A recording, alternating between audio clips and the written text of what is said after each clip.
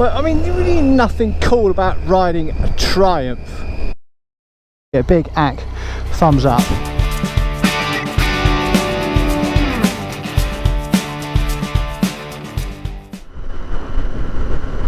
Good evening, ladies and gentlemen. I'm Ack, and you're watching Ack Rides. Yeah, you really are. You're lucky people. Riding home from work, and you'd be pleased to know, the first thing is, I didn't get into that much trouble for being late this morning. So that's a good thing. So anyway, riding home from work, and I kind of remember why I started the first video. With regards to just tell you a little bit more about myself and my riding history and my biking history basically. And I think I've kind of covered from memory, which, as you know, or you no doubt all know, is not great. Getting my licence, losing a friend earlier on, my advanced training in recent years, relatively speaking. Oh, but no, just remember the fantastic story of how I actually got my licence. Living at home, 16 years old, sending my mum on a bike licence. And most of you have probably been in a situation whereby your parents say, not while living under my roof.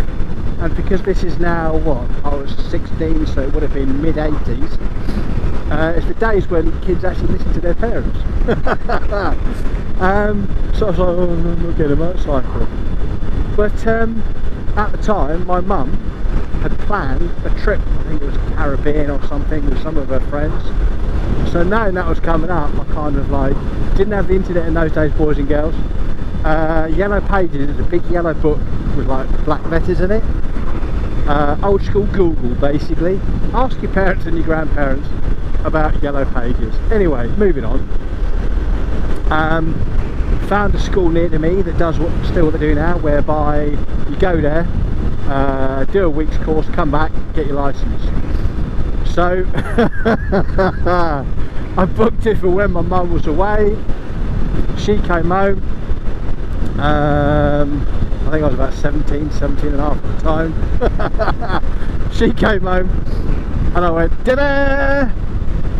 I've done my test, Mum." She was not best pleased, bless her heart. We won't go into what she said. Being an old school mother, most of you guys watching this who've got, you know, mothers from the era of around about the end of the Second World War will know that they would have reacted a certain way and they would have said certain things which are not mostly complimentary, and today's, I don't know, younger, more sensitive generation, shall we say, would not be too impressed with how that conversation went. Anyway, so that's the story of my licence. I've covered my training, bike history. Yeah, you know, my first bike was the Jelly Mold CBR 600 in 1988. I think I bought that. Had that for a couple of years, and then in my early 20s, I think I was 24, I decided it would be a good idea to quit my job at City Ford, I mentioned that historically, become a dispatch rider in London. So I worked for a short period of time for Premier Dispatch in London. So this is like, oh my lord, how many hundreds of years ago was this? 35 years at least. So I've got no idea whether they're still in business, etc, etc. I only actually did it on the bikes for a couple of years. I spent a few years on the vans as well, but I only did it on the bikes for about 3 years, just under 3 years. That was interesting. Oh my lord. Yeah, what do I say about that? I got knocked off a fair few times. Didn't really wear any PPE whatsoever. I have tales of riding in, oh my, yeah, the worst weather you can imagine, actually riding in snow for hours, losing my hands. I don't physically mean as in I couldn't find them, but they might as well not be there because I couldn't feel them. Couldn't get into my jacket pocket to get my house keys to get in. Yeah, oh yeah, many stories. Those of you who spent a few years in the dispatch game will know exactly what I'm talking about. So did that for a few years. During that time I spent a glorious evening, again this is in 89, 6, 7, 8, 9, I can't add up either, but basically it was a D plate 86, the original slab-sided Suzuki GSXR 1100. Oh, so there's me, 19, 20, 21, 1988, 89, because I know the bike was 3 years old at the time. It belonged to my then girlfriend's sister's boyfriend. I know it's very important for you to know that, but hey, it's part of the story. He had one and he was selling it, and he said, here, Ack, before I actually sell it, do you fancy going out on it? You know, he's coming out to see it now, and you've got an hour on it. So I went out on it. Oh my god. Oh, wow. I mean, I have no idea what the performance figures of that bike were, but what you've got to bear in mind, I'm fairly new to biking. I've been riding, what, 18 months? 2 years, if that point. I've got a CBR 600, which I still don't really know how to ride properly. And I'm let loose on a GSX-R 1100.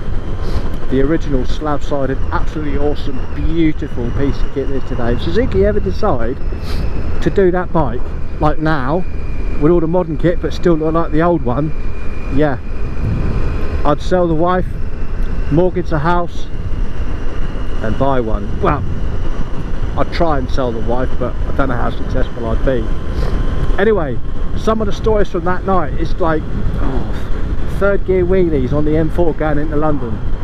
Allegedly, the fact that at that time I was doing the national speed limit in second gear, and I'd give it a handful and the front would come up, and I was just like, oh my god, how accurate, a complete wally. But the point is, for that, yeah, oh yeah, to this day I still remember the experience of being on it some 30-35 years ago and thinking, my god, what a motorcycle that was then. I mean, I know it has been completely outclassed now, but it's a bit like, you know, I don't know, the next GSX-R, the next Fireblade or whatever. You know, anyone who was around at the time and remembers that bike at that time would know exactly what I'm talking about. Even Suzuki themselves with the advert, I've still got it in, I think it's a copy of, was it Performance Bikes? Cool, I don't remember, but there's a full page Suzuki advert with a guy on one, matching leathers, looking over his shoulder, and it just said King of the Roads. Ah, yeah, wow. So the point is, I was out on it for about 3.5 hours, got back at about pub closing time, and he was absolutely livid because I said I'd be an hour and I was out for like nearly 4. Sorry, Dave. Yeah, so oh, I've had many bikes during my dispatch time. CX 500s, couple of them, couple of the old Revere NTV 600s, Kawasaki GT 750. That was a very nice, comfortable bike. But with regards to personal bikes, I think I didn't have a bike for a couple of years after the Honda. Then I had the Phaser 600, which I bought in '99, the original square ugly Phaser 600 that the bike press went absolutely nuts about. Had one of those, absolutely beautiful. Bought it from On Your Bike in September 1999. For, guess what, I remember it vividly, £4,995. Can you imagine going to any bike dealership now, and outside a few Italian things, namely Benelli's, can you imagine getting a Japanese 600 now for £5 grand? Yes, I know things change over time, but relatively speaking they don't change that much. Yeah, unbelievable, unbelievable. So yeah, had the Phaser for about 10-11 years. Sold that, absolutely loved that bike. It was just, oh my god, everything the press said about it was absolutely awesome, and I do miss it because I had so much fun on it. So much fun on it. It was unbelievable. So after the Phaser, I think I had a bit of a break, and the reason why I had a bit of a break is because obviously I was still dispatching at the time, and I was almost first on scene just by chance to a fatal on, I think it was the A something or other, off the M25 dual carriageway going down towards Petersfield. But this is again many moons ago, and that put me off bike. So I went back to the office, handed the bike and everything back, and said no, I'm not doing it anymore. I didn't ride a bike for about 10 years after that. Anyway, I'm boring the shit out of you, but you sound surprised. So that was that, and then what happened? Got back into bikes only about maybe 10 years ago now. Got back in on the CB1300, absolutely loved that bike. Comfortable, it's a bit like this, just like bigger and smoother really. Any of you who've got a CB1300, you know, knows what I'm on about, quite frankly. after I sold that, because I went through a midlife crisis about 5-6 years ago, bought myself an S1000R Sport, which was if any of you have got a Super Naked, you'll know exactly what I'm talking about. It's just, yeah. But I only sold it basically because after a couple of hours in the saddle, specifically after one ride, me and Mrs. Ack went down to Cornwall, Devon, Dorset, somewhere for a day trip, and I remember it was 3 hours there, and we stopped at a particular pub, and I was in absolute agony. I know it's not a sports bike, but you know, I'm middle-aged now, I like my creature comfort, and yeah, just had to sell it. So I sold it and got this, and that was about 2-3 years ago now. And as much as I love my Tiger, and it's a cracking road bike, if any of you actually got a Tiger 800, you'll know it's a cracking road bike. Very sprightly, very eager. It's a bit like a Jack Russell. It's really eager. It's really up for, you know, hasn't got a massive amount of, you know, torque or power as anyone who's ridden these sports bikes or anything will know.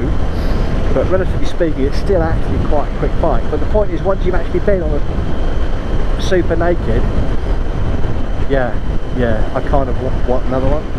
And at the same sort of time that I sold the Beamer, I test rode a whole load of bikes. It was actually in 2017, this was, I remember vividly, because the facelift Fireblade had just come out, and I test rode one of those. Oh my god. Yeah, the only criticism of the Fireblade, with outside the fact that it's wholly uncomfortable for someone of my age and build for any period of time, is the fact that whoever designed the mirrors is obviously having a bit of a laugh. You know, you can imagine the two, you know, guys in the Japanese factory now. Yeah, for the European market, we've got to put mirrors on. Oh, okay, put some mirrors on. Oh, don't bother putting them on. They're not gonna, you know, they ain't going to work. No one's going to see anything.